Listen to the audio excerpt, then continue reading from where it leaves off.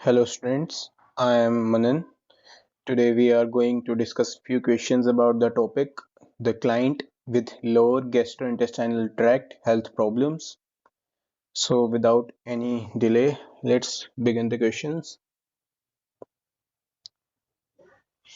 The first one is which of the following is a potential risk factor for the development of colon cancer? We all know what is colon cancer. Do you know what is the most common site? The most common site for colon cancer is sigmoid colon. And for screening purposes, the best modality is colonoscopy.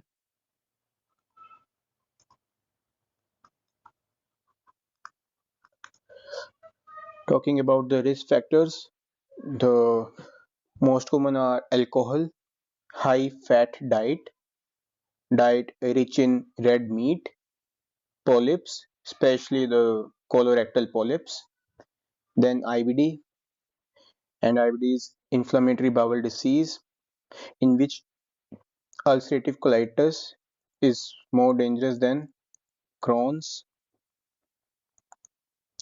then deficiency of the enzyme selenium, then family history of colorectal cancer. These are the few risk factors for colon cancer. Talking about the protective factors, here we have NSAIDs, then selenium, and diet rich in high roughage or fiber. So these three are the protective factors for colon cancer. Now in questions they are asking about the potential risk factor. Chronic constipation. Well, chronic constipation is a consequence of colon cancer, but it is not a risk factor. So this is not correct. Second is long term use of laxatives. Laxatives are rich in fibers, so they are actually a protective factor for colon cancer. So it is not right. Third one is history of smoking. Smoking has nothing to do with colon cancer. So third one is also wrong. Fourth one is history of inflammatory bowel disease. I already told you that a history of inflammatory bowel disease is a risk factor for development of colon cancer. And in inflammatory bowel disease, ulcerative colitis has more incidence for colon cancer as compared to Crohn's. So the correct option is fourth one. Now moving to the next question,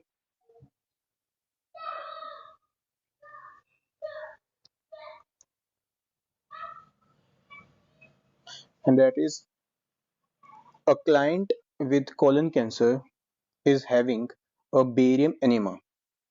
The nurse should instruct the client to take which of the following after the procedure is completed.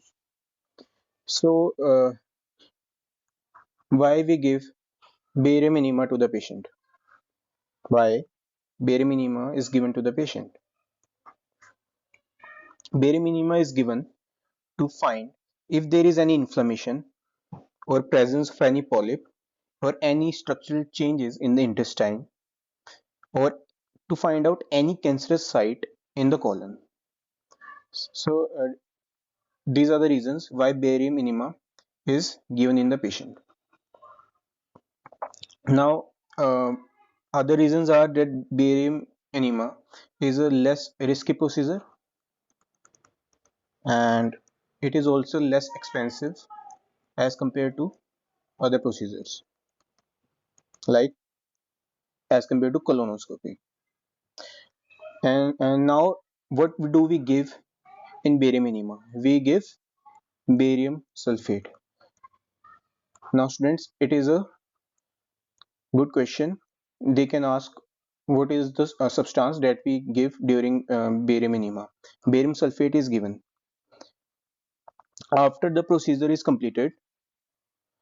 What happens is A small amount is expelled immediately from the intestine, and the amount that is left behind, it may cause constipation in the patient.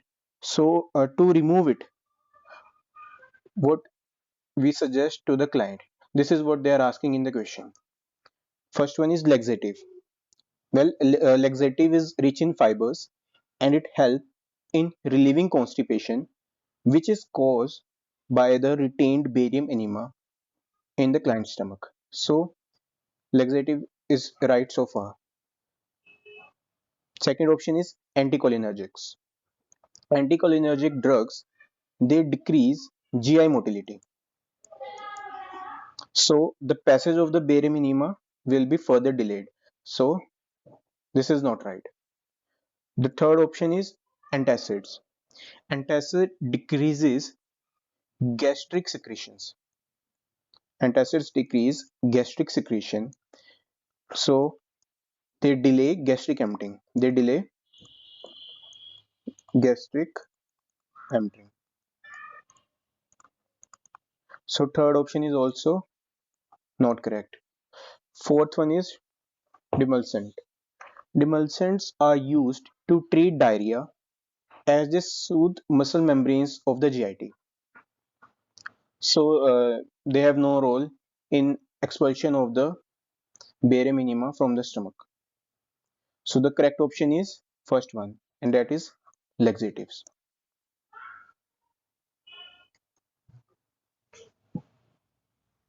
Now moving to the next question. The client with colon cancer has an abdominal perineal resection with a colostomy. Which of the following nursing interventions is most appropriate for this client in the post-operative period? Now, before reading the options, what is abdominal perineal resection? It is a procedure that we do in case of colon cancer. And in this procedure of abdominoperineal resection, the entire anal canal, rectum, and part of sigmoid colon is removed. So in APR, we remove anal canal, rectum, and a part of sigmoid colon. This is the procedure of APR. And then the perineum is closed. Perineum is closed after that, and a permanent colostomy is taken out.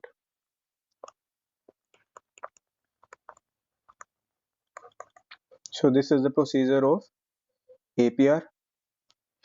Now let's read the options. They are asking which of the following nursing interventions is most appropriate for this client in the post-operative period. So maintain the client in a semi-Fowler's position. Now what is semi-Fowler's position? It is this position, basically where bed position where head of the bed is elevated 15 to 45 degrees as compared to the base. This is semi-Fowler's position. And what is Fowler's position? In Fowler's position, the bed position wherein head of the bed is elevated 45 to 60 degree, right? So, but so if we lie the patient in a semi-Fowler's position, it will not the patient will not feel as comfortable, as the patient will be feeling more comfortable with side lying position because of the incision that is present around the perineum. So first option is not correct. Second option, assess the client with warm sits parts. Well, the appropriate nursing intervention after this abdominoperineal section include assisting the client with warm sits bath 3 to 4 times a day to keep the incision clean to prevent any infection. So basically, second option is correct so far. Third option is administer 30 ml of milk of magnesia to stimulate peristalsis. No, it is inappropriate to give a milk of magnesia to stimulate peristalsis to the patient. Third option is also wrong. Fourth one, remove the ostomy pouch as needed so the stoma can be assessed. It is not necessary to change the pouch daily because the pouch that we are using in ostomy, it should be transparent. It should be a transparent pouch. Why transparent? So that we can easily observe the stoma and if the drainage is happening or not. So the pouch should be transparent so that we need not remove the stoma, we ostomy pouch, so to assess the stoma.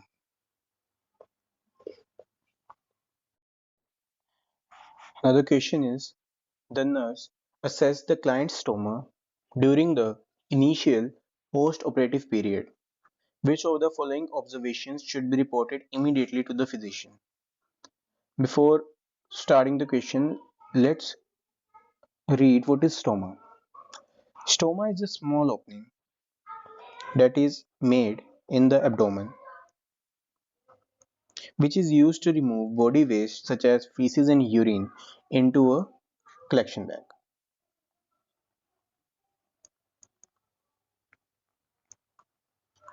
This is stoma. Now, what are the prerequisites for creating a stoma? An opening is made in the rectus sheath muscle. Opening is made in the rectus sheath muscle and it is made at outer border of the rectus sheath.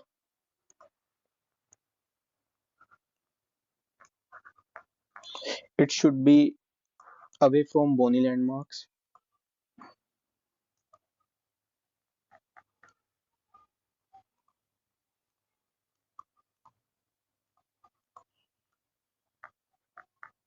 and it should be away from the belt of the patient.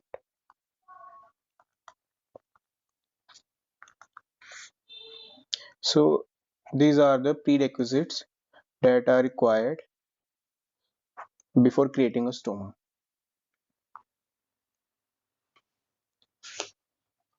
Then depending on the opening of the stoma, it is of three types. Number one is single barrel stoma, or which we call as end stoma. It has one opening. Second is double barrel stoma. It has two openings and these two openings are not joined. Not joined. Third is loop stoma. Loop stoma also has two openings but they are joined with each other. So it is the basic difference between the double barrel stoma and loop stoma. Double barrel stoma also has two openings but they are not joined, and in loop stoma it also has two openings but they both are joined to each other. Right. Now talking about the complications of the stoma. First one is fluid and electrolyte imbalance. Second one is skin excoriation.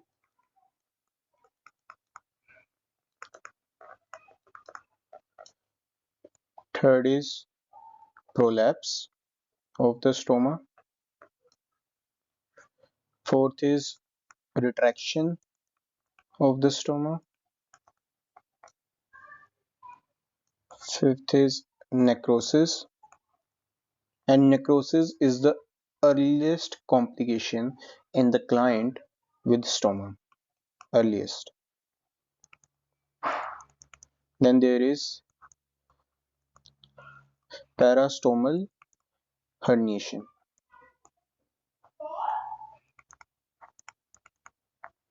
That is the bowel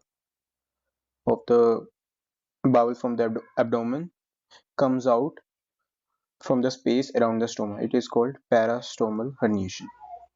These are the few complications that a client with stoma can have.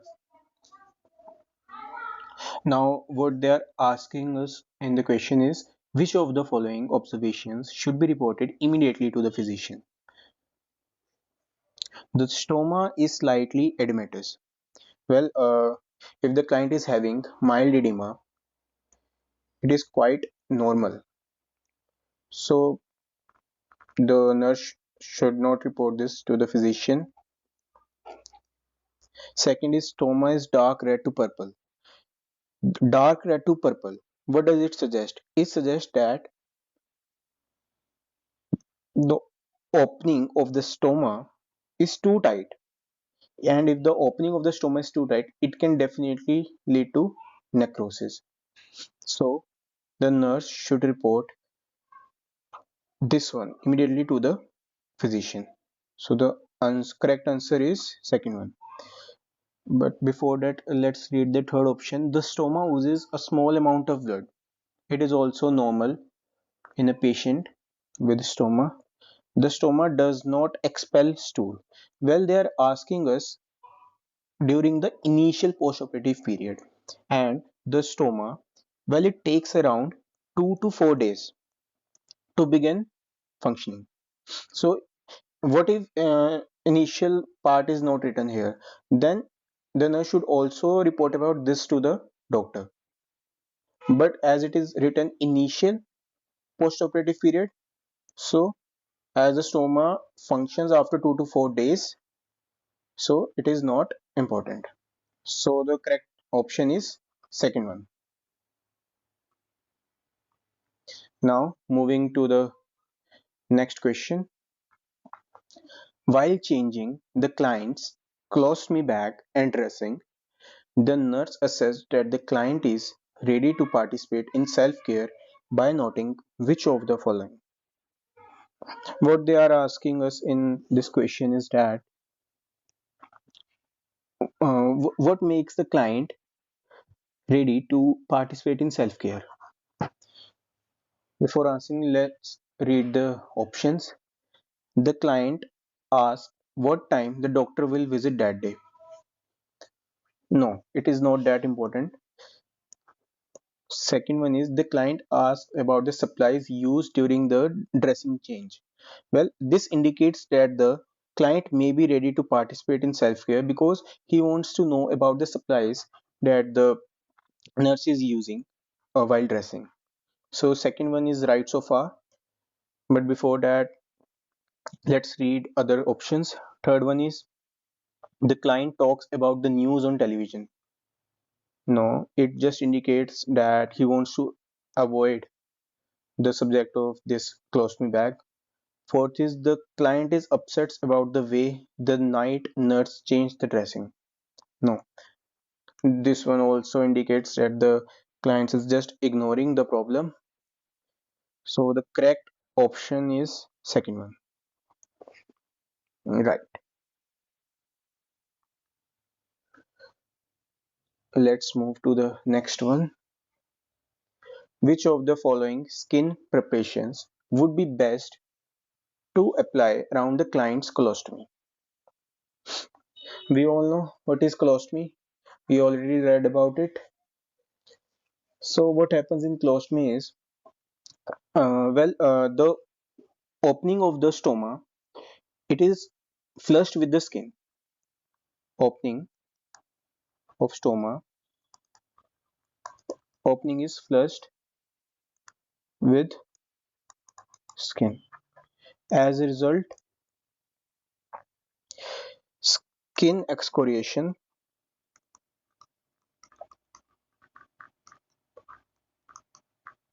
is the most common early complication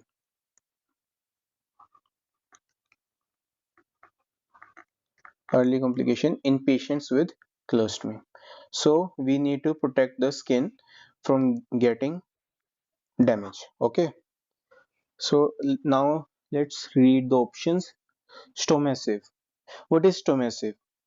Stomassive is used as a filler, right? Stomassive is used as a filler in uneven skin surface to help increase ostomy system wear time and protect the skin to keep the skin healthy. So basically, stomassive is used to protect the skin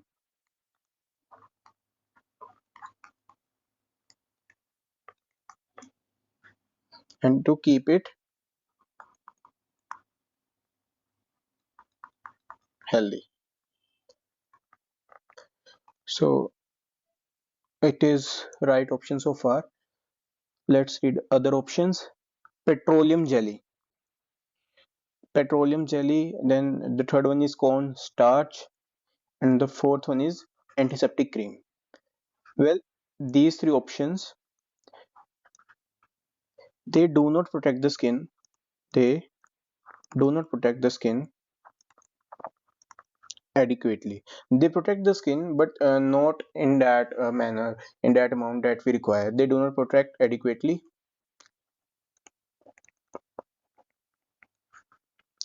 and they prevent an adequate seal between the skin and the back.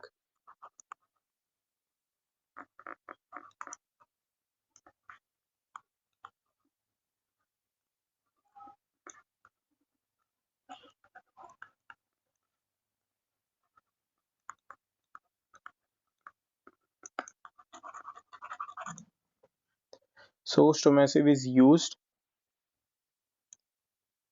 to apply around the client's colostomy to protect the skin and to keep it healthy.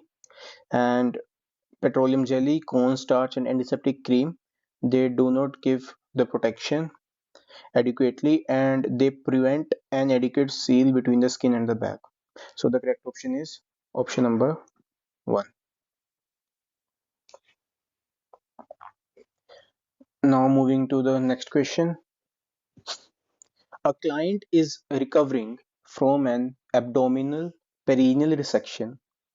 Which of the following measures would most effectively promote wound healing after the perineal drains have been removed? Well, we all know about the abdominal perineal resection. Let's recall it. What we do in this procedure? We remove the entire anal canal, right? And next one is some part of the sigmoid colon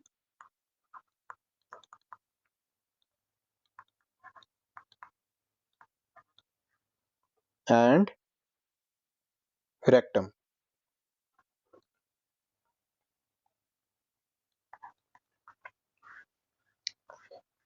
Now, what they are asking is measures would most effectively promote wound healing. So, we need to provide most effective measures to promote wound healing after the perineal drains have been removed. Right. Let's go through the options. But before that, what are the factors which promote wound healing? Adequate. The blood supply should be adequate. The blood supply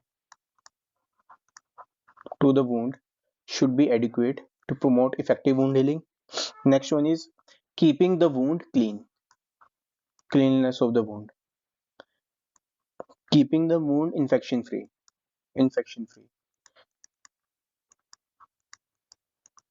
so that proper healing could take place.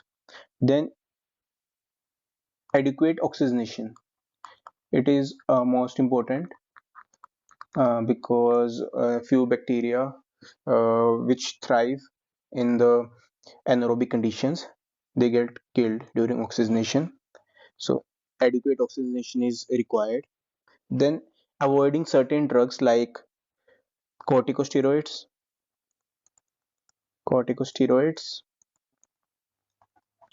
and cytotoxic drugs. They need to be avoided for proper wound healing. Then other factor is preventing the wound from hypothermia. Prevention from hypothermia.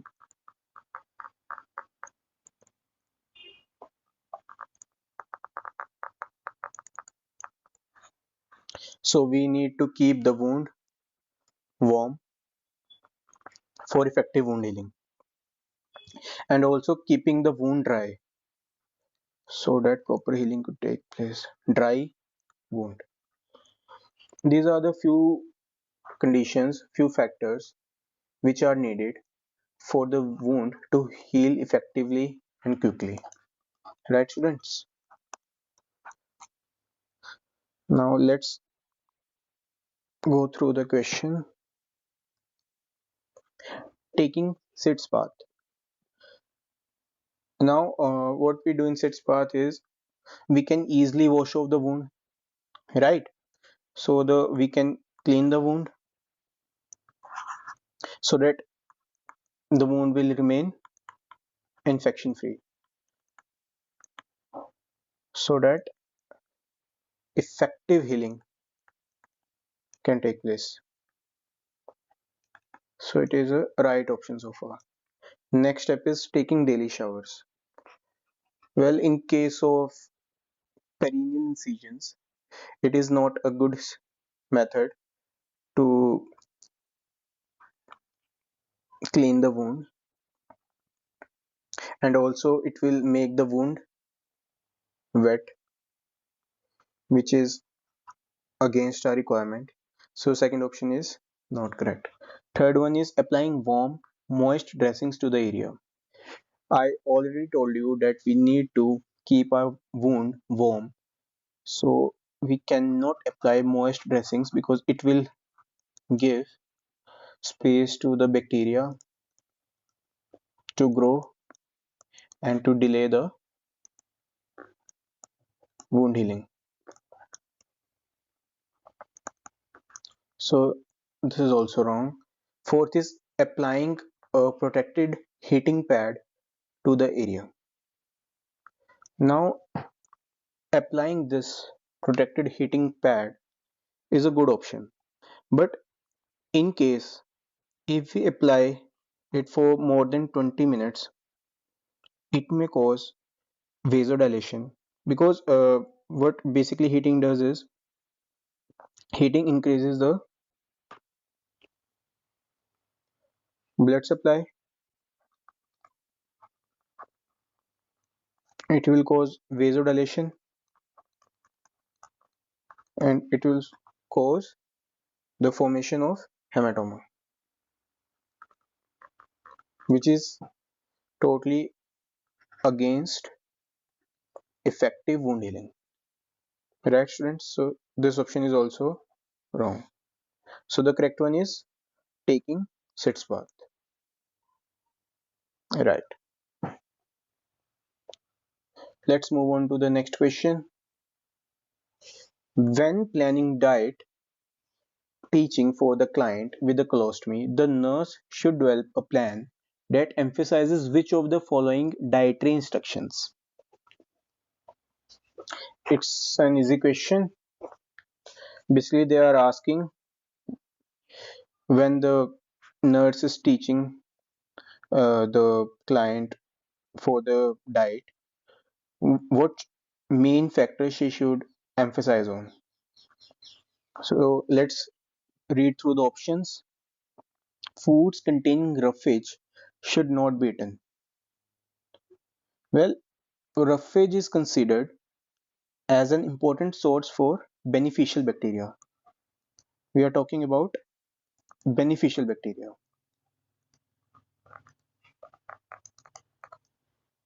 So, complete restriction is not required. So, this option is wrong. Second one is liquids are best limited to prevent diarrhea. Well, when you are recovering after a surgery, you need to take as much liquids as possible. So drinking liquids is essential as it prevents the client from getting dehydration. Prevents dehydration. So the nurse should encourage the client to drink at least 2 to 3 liters of fluids daily. So this option is. Now the third option is the clients should experiment to find the diet that is best for them. Yes, it is the best option so far because it is best to adjust the diet of a client with colostomy in a manner that suits the client best rather than trying special diet. So it should be in favor of the client. So this option is right so far. And about fourth, a high fiber diet will produce a regular passage of stool. Basically, students, what does a high fiber diet will do? It may produce loose stools. Taking adequate fibers in a diet is good, but taking a diet which is rich in high fibers, it may actually produce loose stools. So that's why option 4 is also wrong. So the correct one is option number 3. Now moving to the next question. Which of the following is an expected outcome for a client who is recovering from an abdominal perineal resection with a colostomy? The client will. We all know about the abdominal perineal resection. We already read about it. Now, what is the expected outcome for a client? What will the client will do? So basically, what is the first option? Maintain a fluid intake of 3000 ml per day. I already explained you that fluid is required at least 2 to 3 liters per day so that the patient will not get dehydrated. So option 1 is correct so far. Option second is eliminate fiber from the diet. Eating fibers in the diet in the limited quantity is required because they help improve digestion and can prevent constipation. So that's why we cannot eliminate fibers fully from our diet. So option 2 is wrong. Option 3 is limit physical activity to light exercise. There is no need to limit the exercise fully. The client can resume normal activity as much as the client can tolerate, like basic exercises that he was performing, but up to a limit only. So option 3 is also wrong. Fourth one is accept that sexual activity will be diminished. Yes, the sexual activity will be affected, but there is no need to fully diminish it, right? So this option is also wrong. So the correct one is first one, that is maintain a fluid intake of 3000 ml per day. Now moving to the next question. A client with colon cancer has developed ascites. The nurse should conduct a focused assessment of for which of the following. Select all that apply. Now students, before starting the question, what is ascites? Ascites is accumulation of free fluid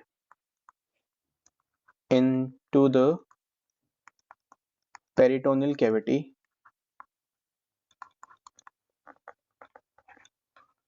Accumulation of free fluid in the peritoneal cavity. It is called ascites. It is the first sign of decompensation in the patient.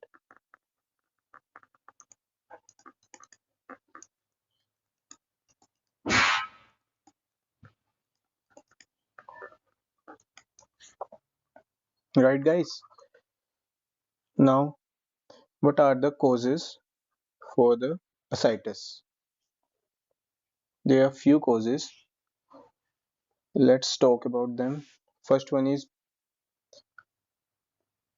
For portal hypertensive ascites, the main are liver cirrhosis, acute viral hepatitis, alcoholic steatohepatitis, Budd-Chiari syndrome, veno-occlusive disease, IVC thrombosis, portal venous thrombosis. Then for cardiac ascites, we have right heart failure and constrictive pericarditis. For malignant ascites, we have peritoneal carcinomatosis, some massive liver metastasis, malignant lymphoma. For inflammatory ascites, we have TB as an important cause. Then we have bacterial peritonitis, spontaneous bacterial peritonitis, acute pancreatitis. So these are a few of the main causes for different type of ascites that a patient can have. Now back to the previous slide. So what they are asking is the nurse should conduct a focused assessment for which of the following.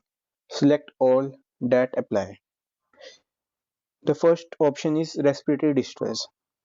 Well, what happens in ascites is that in ascites, because of the fluid overload in the peritoneal cavity, it limits the movement of the diaphragm. Limits the movement of the diaphragm, resulting in respiratory distress. Because the client feels pain, that's why he avoids to breathe, so it leads to respiratory distress. So first option is correct. Second one is bleeding. Bleeding can happen when there is liver enzymes deficiency, or if there is alteration of the liver enzymes which are involved in coagulation, but in this it is not the right option, so bleeding is not correct. Third one is fluid and electrolyte balance. Well, what happens is during ascites there is decreased albumin formation by the liver.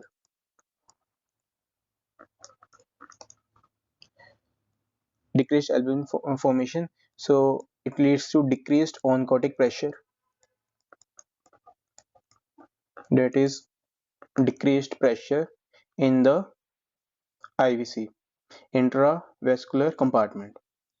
So we all know that fluid moves from less oncotic pressure to more oncotic pressure. So the fluid moves out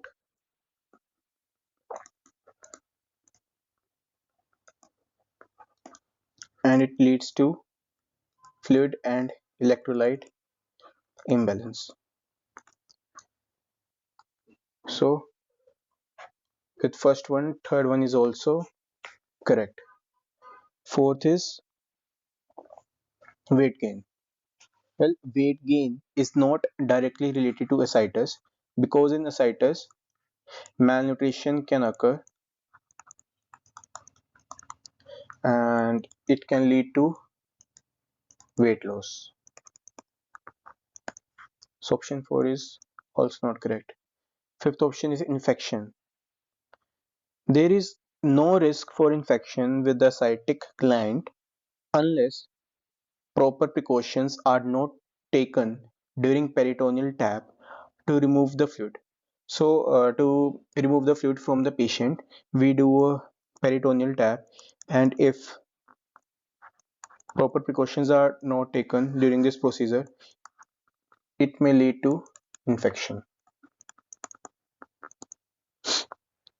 So infection is also wrong, because infection can only occur during peritoneal tap. So option 5 is also wrong. So the correct ones are only first one and the third one, that is respiratory distress and fluid and electrolyte imbalance. Right? Let's move on to the next question. Done, students.